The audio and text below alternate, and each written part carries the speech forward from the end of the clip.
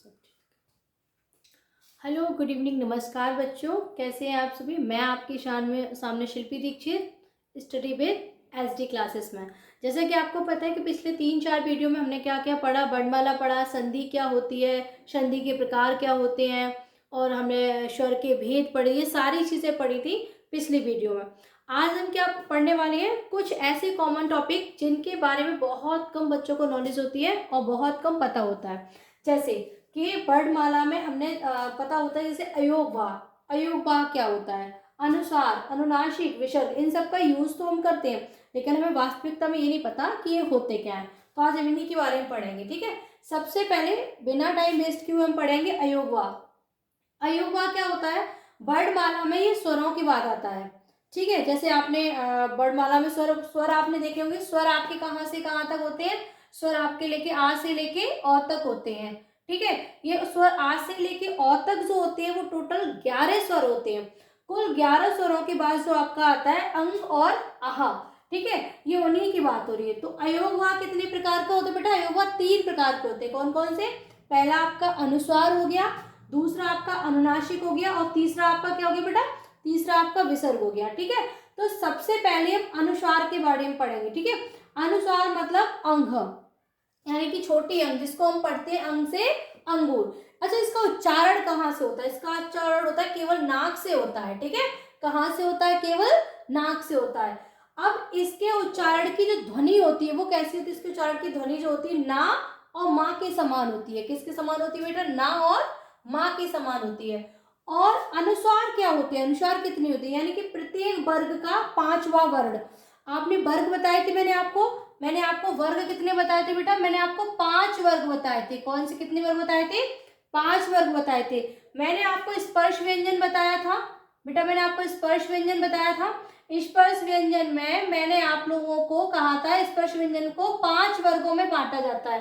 पहला मैंने आपको का वर्ग, चा वर्ग, टा वर्ग, ता वर्ग और पा वर्ग, इन्हीं 5 वर्गों का एक जो आखिरी अक्षर होता है वही आपके किस में आता है, अनुस्वार में आता है। अब वो 5 जो आखिरी अक्षर थे वो कौन कौन से थे, पहले आपका या, वा, ड़ा, ना, मा, ये 5 अक्षर है जो आपके, ये 5 वर्ग जो है उनके जो आखिरी अक्षर है, ये 5 अक्षर वो है।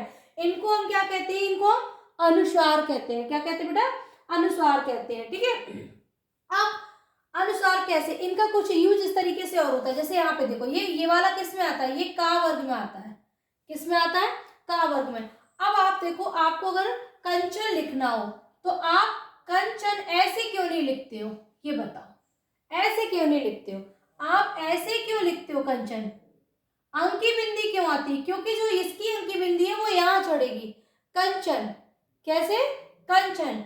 अब जैसे मान लो ये ना को ले लो, ना हम किस वर्ग में आता है, प फ ब भ म न, यानी कि आपका ये वाला, ये आपका का वर्ग, ये चा वर्ग है, ये टा और ये ता वर्ग में, ठीक है, ये पा वर्ग में, ठीक है। अब पा देखो, टा देखो और चा देखो, इनको देखो, इनका कुछ एक सीक्वेंस रहता है कि भाई जो इन अक्षरों पे जो बिंदी लगती है ना वो इन्हीं के हिसाब से लगती है। जैसे मैंने अभी कंचन का बताया, कंचन कभी ऐसे नहीं लिखा जाएगा। कैसे लिखा जाएगा बेटा, ऐसे लिखा जाएगा, ठीक है। इसके बाद आगे देखो,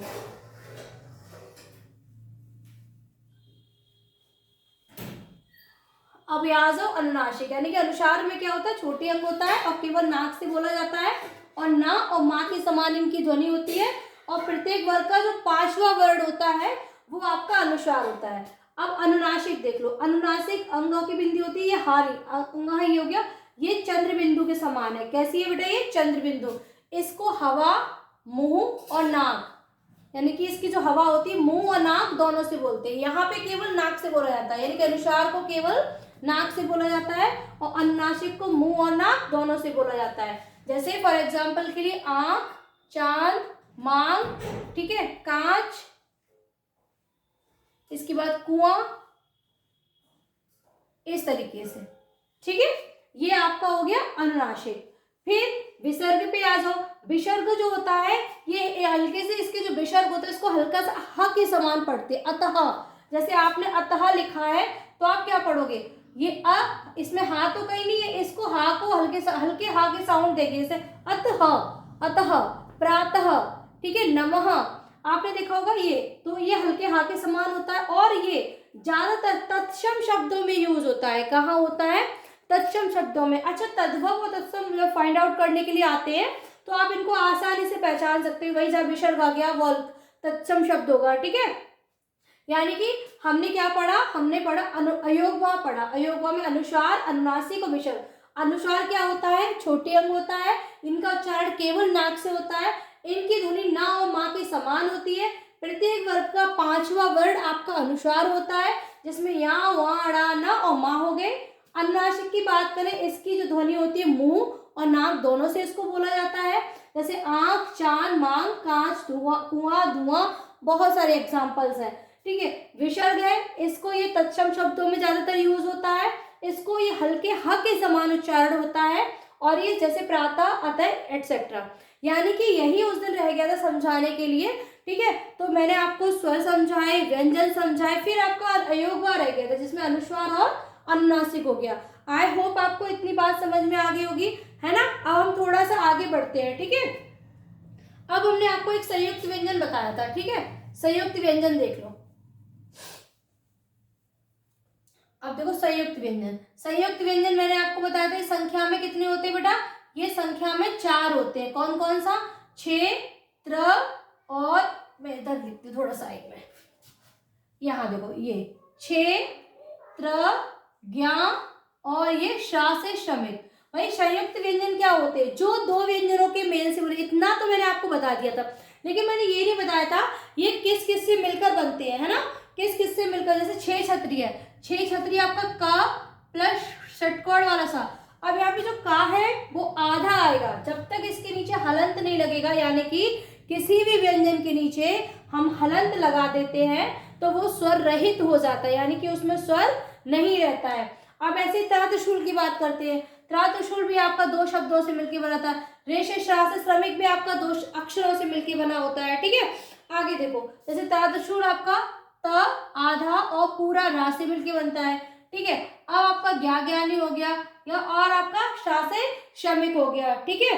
आपका ये ज्ञा ज्ञानी आपका ज, आधा ज और पूरा वहां, ठीक है, ये हो गया। यानी कि 6 क्षत्रिय, त्रातशूल, ज्ञानी और ये आपका हो गया शाह समेत। अब आपका ये वाला शाह हो गया, यानी कि ये शीटी वाला शाह आधा और रारत यानी कि श्र, इन दोनों से मिलकर बनता है। इतनी बात आई होप समझ में आ गई। अगर इसको भी तोड़ेंगे तो आपका इधर आ और आ जाता है, वो संस्कृत में जाके होता है, ठीक है। इतना भी समझ लो। ये संयुक्त व्यंजन हो गया।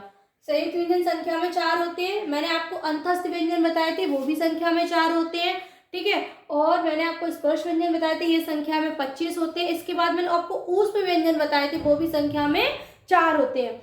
आई होप आपको इतनी सारी बातें समझ में आ गई होगी। अगर ये चीज समझ में नहीं आ रही है तो पीछे जो मैंने आपको पढ़ाया वो देखिए क्लासेस, ठीक है, उसमें सारी बातें आपको समझ में। अब हम आपको एक दूसरा टॉपिक लेके चलते हैं,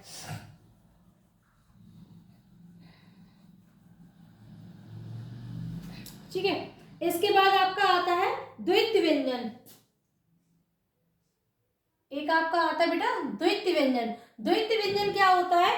जिसमें 2 व्यंजन लगातार आ जाए। जैसे मैंने लिखा कच्चा, च और च, ये 2 व्यंजन देखो लगातार आ रहे हैं।